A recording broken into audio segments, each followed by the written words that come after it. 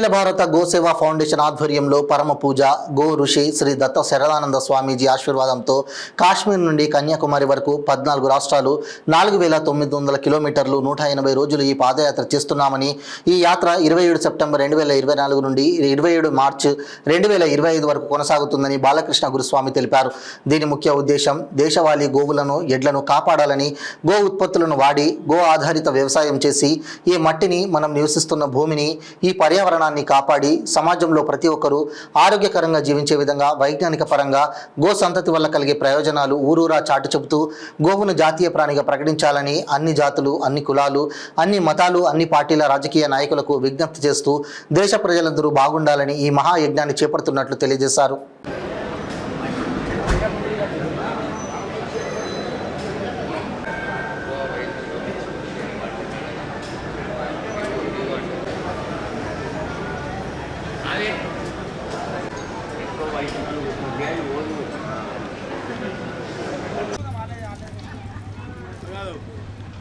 బాసామి